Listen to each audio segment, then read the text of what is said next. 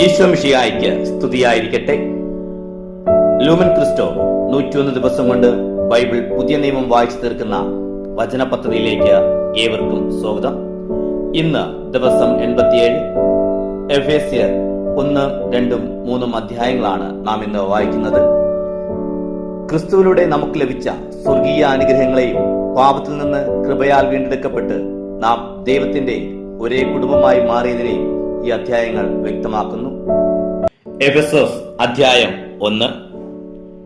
ദൈവതിരുമനസ്സിനാൽ യേശുക്രിസ്തുവിന്റെ അപ്പോസ്തലനായ പൗലോസ്, യേശുക്രിസ്തുവിൽ വിശ്വസിക്കുന്നവരായി എഫെസോസിലുള്ള വിശുദ്ധർക്ക് എഴുതുന്നത്: നമ്മുടെ പിതാവായ ദൈവത്തിൽ നിന്നും കർത്താവായ യേശുക്രിസ്തുവിൽ നിന്നും നിങ്ങൾക്ക് കൃപയും സമാധാനവും.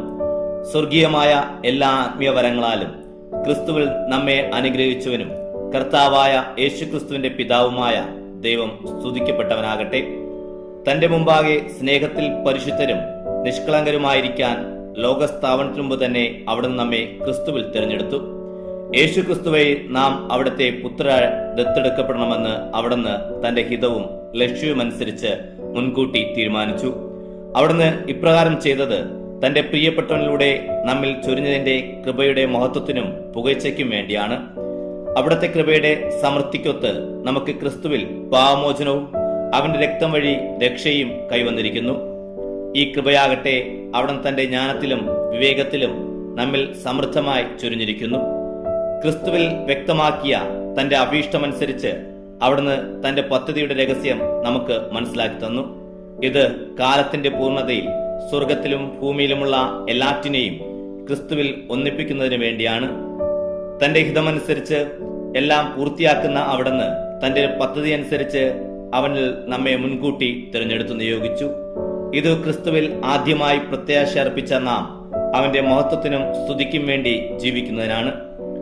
രക്ഷയുടെ സദ്വാർത്തയായ സത്യത്തിന്റെ വചനം ശ്രവിക്കുകയും അവനിൽ വിശ്വസിക്കുകയും ചെയ്ത നിങ്ങളും വാഗ്ദാനം ചെയ്യപ്പെട്ട പരിശുദ്ധാത്മാവിൽ അവനിൽ മുദ്രിതരായിരിക്കുന്നു.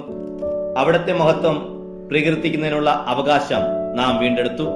സ്വന്തമാക്കുന്നതുവരെ ആ അവകാശത്തിന്റെ അച്ചാരമാണ് ഈ പരിശുദ്ധാത്മാവ്. ക്രിസ്തു മഹോന്നതൻ. കർത്താവായ യേശുവിലുള്ള നിങ്ങളുടെ വിശ്വാസത്തെയും എല്ലാ വിശുദ്ധരോടും നിങ്ങൾ പ്രകടിപ്പിക്കുന്ന സ്നേഹത്തെയും കുറിച്ച് കേട്ട നാൾ മുതൽ എന്റെ പ്രാർത്ഥനകളിൽ നിങ്ങളെ അനുസ്മരിക്കുകയും നിങ്ങളെ പ്രതി ദൈവത്തിന് കൃതജ്ഞത അർപ്പിക്കുകയും ചെയ്യുന്നതിൽ നിന്ന് ഞാൻ വിരമിച്ചിട്ടില്ല. നമ്മുടെ കർത്താവായ യേശുക്രിസ്തുവിന്റെ ദൈവവും മഹത്വത്തിന്റെ പിതാവുമായവൻ ജ്ഞാനത്തിന്റെയും വെളിപാടിന്റെയും ആത്മാവിനെ നിങ്ങൾക്ക് പ്രദാനം ചെയ്തുകൊണ്ട് തന്നെക്കുറിച്ചുള്ള പൂർണ്ണമായ അറിവിലേക്ക് നിങ്ങളെ നയിക്കട്ടെ. ഏതു തരത്തിലുള്ള പ്രത്യാശയിലേക്കാണ് അവിടുന്ന് നിങ്ങളെ വിളിച്ചിരിക്കുന്നതെന്ന് അറിയാനും വിശുദ്ധർക്ക് അവകാശമായി അവിടുന്ന് വാഗ്ദാനം ചെയ്തിരിക്കുന്ന മഹത്വത്തിന്റെ സമൃദ്ധി മനസ്സിലാക്കാനും നിങ്ങളുടെ ആന്തരിക നേത്രങ്ങളെ അവിടുന്ന് പ്രകാശിപ്പിക്കട്ടെ. അതുവഴി അവന്റെ പ്രഭാവപൂർണമായ പ്രവർത്തനത്തിനനുസൃതമായി വിശ്വാസികളായ നമ്മിലേക്ക് പ്രവഹിക്കുന്ന അവന്റെ അപരിമേയമായ ശക്തിയുടെ മഹനീയത എത്രമാത്രമെന്ന് വ്യക്തമാക്കട്ടെ. ക്രിസ്തുവിനെ മരിച്ചവരിൽ നിന്ന് ഉയർപ്പിക്കുകയും സ്വർഗത്തിൽ അവിടുത്തെ വലത്തുവശത്ത് ഇരുത്തുകയും ചെയ്തപ്പോൾ അവനിൽ പ്രവർത്തിച്ചത് ഈ ശക്തിയാണ്.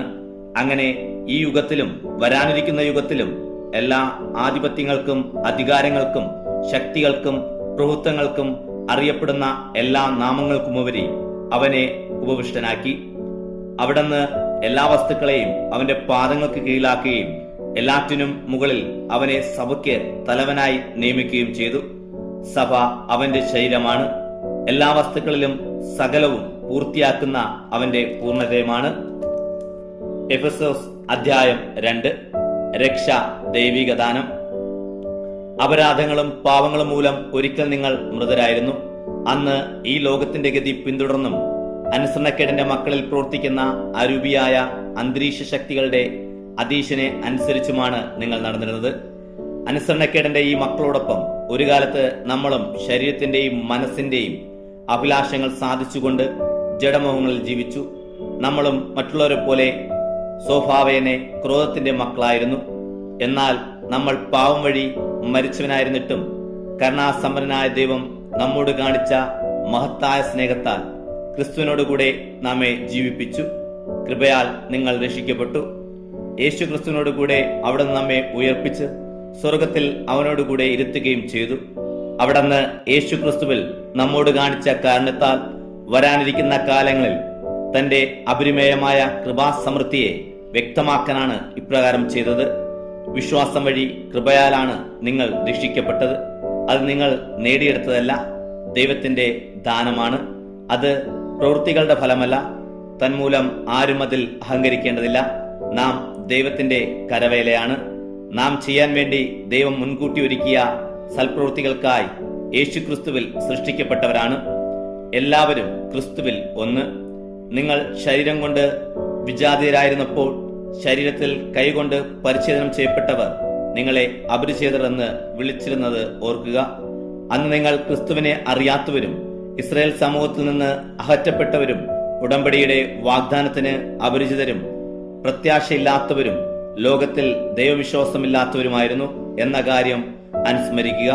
എന്നാൽ ഒരിക്കൽ വിദൂരസ്ഥനായിരുന്ന നിങ്ങൾ ഇപ്പോൾ യേശു ക്രിസ്തുവിൽ അവന്റെ രക്തം വഴി സമീപസ്ഥനായിരിക്കുന്നു. കാരണം അവൻ നമ്മുടെ സമാധാനമാണ്. ഇരു കൂട്ടരെയും അവൻ ഒന്നിപ്പിക്കുകയും ശത്രുതയുടെ മതിലുകൾ തകർക്കുകയും ചെയ്തു. കൽപ്പനകളുടെയും ചട്ടങ്ങളുടെയും ആധിത്യം അവൻ തന്റെ ശരീരത്തിലൂടെ ഇല്ലാതാക്കി. ഇരു കൂട്ടരുടെയും സ്ഥാനത്ത് ഒരു പുതിയ മനുഷ്യനെ സൃഷ്ടിച്ചുകൊണ്ട് സമാധാനം സംസ്ഥാപിക്കാനും കുരിശു വഴി ഒരേ ശരീരത്തിൽ ഇരു കൂട്ടരെയും ദൈവത്തോട് അനുരഞ്ജിപ്പിക്കാനും അങ്ങനെ തന്നിലൂടെ ശത്രുത അവസാനിപ്പിക്കാനുമാണ് അവൻ ഇങ്ങനെ ചെയ്തത്. വിദൂരസ്ഥരായിരുന്ന നിങ്ങളോട് സമീപസ്ഥരായിരുന്ന ഞങ്ങളോടും അവൻ സമാധാനം പ്രസംഗിച്ചു. അതിനാൽ അവനിലൂടെ ഒരാത്മാവിൽ ഇരുകൂട്ടർക്കും പിതാവിന്റെ സന്നിധിയിൽ പ്രവേശിക്കാൻ സാധിക്കുന്നു. ഇനിമേൽ നിങ്ങൾ അന്യരോ പരദേശികളോ അല്ല, വിശുദ്ധരുടെ സഹപൗരരും ദൈവഭവനത്തിലെ അംഗങ്ങളുമാണ്. അപ്പോസ്തലന്മാരും പ്രവാചകന്മാരുമാകുന്ന അടിത്തറമേൽ പണിതുയർത്തപ്പെട്ടവരാണ് നിങ്ങൾ.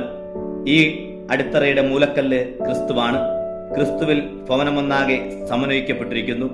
കർത്താവിൽ പരിശുദ്ധമായ ആലയമായി അത് വളർന്നുകൊണ്ടിരിക്കുകയും ചെയ്യുന്നു. പരിശുദ്ധാത്മാവിൽ ദൈവത്തിന്റെ വാസസ്ഥലമായി നിങ്ങളും അവനിൽ പണിയപ്പെട്ടുകൊണ്ടിരിക്കുന്നു. എഫെസസ് അധ്യായം 3. വിജാതീയരുടെ അപ്പോസ്തലൻ. ഇക്കാരണത്താൽ വിജാതീയരായ നിങ്ങൾക്ക് വേണ്ടി യേശുക്രിസ്തുവിനെ പ്രതി തടവുകാരനായി തീർന്നിരിക്കുന്ന പൗലോസായ ഞാൻ നിങ്ങൾക്ക് വേണ്ടി ദൈവകൃപ കൈകാര്യം ചെയ്യാൻ നിയോഗിക്കപ്പെട്ടിരിക്കുകയാണെന്ന് നിങ്ങൾ കേട്ടിട്ടുണ്ടല്ലോ. ഞാൻ മുമ്പ് ചുരുക്കമായി നിങ്ങൾക്ക് എഴുതിയിട്ടുള്ളതുപോലെ വെളിപാട് വഴിയാണ് രഹസ്യം എനിക്ക് അറിവായത്. അത് വായിക്കുമ്പോൾ ക്രിസ്തുവിന്റെ രഹസ്യത്തെക്കുറിച്ച് എനിക്ക് ലഭിച്ചിരിക്കുന്ന ഉൾക്കാഴ്ച എന്തെന്ന് നിങ്ങൾക്ക് മനസ്സിലാക്കാം. ഇപ്പോൾ അവിടുത്തെ വിശുദ്ധരായ അപ്പോസ്തലന്മാർക്കും പ്രവാചകർക്കും പരിശുദ്ധാത്മാവിനാൽ വെളിവാക്കപ്പെട്ടതുപോലെ മറ്റു തലമുറകളിലെ മനുഷ്യർക്ക് ഇത് വെളിവാക്കപ്പെട്ടിരുന്നില്ല. ഈ വെളിപാടനുസരിച്ച് വിജാതിയർ കൂട്ടവകാശികളും ഒരേ ശരീരത്തിന്റെ അംഗങ്ങളും സുവിശേഷത്തിലൂടെ യേശു ക്രിസ്തുവിൽ വാഗ്ദാനത്തിന്റെ ഭാഗവാക്കുകളുമാണ്. ദൈവത്തിന്റെ കൃപാവരത്താൽ ഞാൻ ഈ സുവിശേഷത്തിന്റെ ശുശ്രൂഷകനായി. അവിടുത്തെ ശക്തിയുടെ പ്രവർത്തനങ്ങളുടെ ഫലമായിട്ടാണ് എനിക്ക് ഈ കൃപാവരം നൽകപ്പെട്ടത്. വിജാതിയരുടെ ക്രിസ്തുവിന്റെ ദുർഗ്രഹമായ സമ്പന്നതയെക്കുറിച്ച് പ്രസംഗിക്കാനും സകലത്തിന്റെയും സൃഷ്ടാവായ ദൈവത്തിൽ യുഗങ്ങളോളം നിഗൂഢമായി സ്ഥിതി ചെയ്തിരുന്ന രഹസ്യത്തിന്റെ പ്രവർത്തനം എല്ലാവർക്കും വ്യക്തമാക്കി കൊടുക്കാൻ ഉതകുന്ന വരം വിശുദ്ധരിൽ ഏറ്റവും നിസ്സാരനായ എനിക്ക് നൽകപ്പെട്ടു. സ്വർഗീയയിടങ്ങളിലുള്ള ശക്തികൾക്കും അധികാരങ്ങൾക്കും സഭയിലൂടെ ദൈവത്തിന്റെ ബഹുമുഖ ജ്ഞാനം വ്യക്തമാക്കി കൊടുക്കാൻ വേണ്ടിയാണ് അവിടുന്ന് പ്രകാരം ചെയ്തത്. ഇത് നമ്മുടെ കർത്താവായ യേശു ക്രിസ്തുവിൽ സാക്ഷാത്കരിക്കപ്പെട്ട അവിടുത്തെ നിത്യമായ ഉദ്ദേശത്തിനനുസൃതമാണ്. അവനിലുള്ള വിശ്വാസം മൂലം ആത്മധൈര്യവും ദൈവത്തെ സമീപിക്കാൻ സാധിക്കുമെന്ന പ്രത്യാശയും നമുക്കുണ്ട്. അതിനാൽ ഞാൻ നിങ്ങൾക്ക് വേണ്ടി സഹിക്കുന്ന പീഡകളെ പ്രതി നിങ്ങൾ ഹൃദയവ്യത അനുഭവിക്കരുത് എന്ന് ഞാൻ അഭ്യർത്ഥിക്കുന്നു. ഈ പീഡകളാണ് നിങ്ങളുടെ മഹത്വം, ക്രിസ്തുവിന്റെ സ്നേഹം. ഇക്കാരണത്താൽ സ്വർഗത്തിലും ഭൂമിയിലുമുള്ള എല്ലാ പിതൃത്വങ്ങൾക്കും നാമകരണമായ പിതാവിന്റെ മുമ്പിൽ ഞാൻ മുട്ടുകൾ മടക്കുന്നു. അവിടുത്തെ മഹത്വത്തിന്റെ സമ്പന്നതയ്ക്ക് യോജിച്ച വിധം അവിടുന്ന് തന്റെ ആത്മാവിലൂടെ നിങ്ങളുടെ ആന്തരിക മനുഷ്യനെ ശക്തിപ്പെടുത്തണമെന്നും വിശ്വാസം വഴി ക്രിസ്തു നിങ്ങളുടെ ഹൃദയത്തിൽ വസിക്കണമെന്നും നിങ്ങൾ സ്നേഹത്തിൽ വേരുപാകി അടിയുറയ്ക്കണമെന്നും ഞാൻ പ്രാർത്ഥിക്കുന്നു.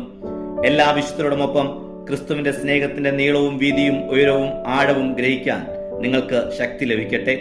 അറിവിനെ അതിശയിക്കുന്ന ക്രിസ്തുവിന്റെ സ്നേഹം നിങ്ങൾ ഗ്രഹിക്കാനും അതുവഴി ദൈവത്തിന്റെ സമ്പൂർണതയാൽ നിങ്ങൾ പൂരിതരാകാനും ഇടയാകട്ടെ. നിങ്ങൾ പ്രവർത്തിക്കുന്ന ശക്തിയാൽ നാം ചോദിക്കുന്നതിലും ആഗ്രഹിക്കുന്നതിലും വളരെ കൂടുതൽ ചെയ്തു തരാൻ കഴിയുന്ന അവിടത്തേക്ക് സഭയിലും യേശുക്രിസ്തുവിലും തലമുറകളോളം എന്നേക്കും മഹത്വമുണ്ടായിരിക്കട്ടെ. ആമേൻ. ഇന്നത്തെ വായന ഇവിടെ അവസാനിക്കുമ്പോൾ നാം ചോദിക്കുന്നതിലും അപ്പുറം പ്രവർത്തിക്കുന്ന ദൈവത്തിന്റെ സ്നേഹത്തിൽ വേരൂന്നി സഭയെ ഏക ശരീരമായി ദൈവമഹത്വത്തിനായി നമുക്ക് ജീവിക്കാം. ദൈവത്തിന് മഹത്വം.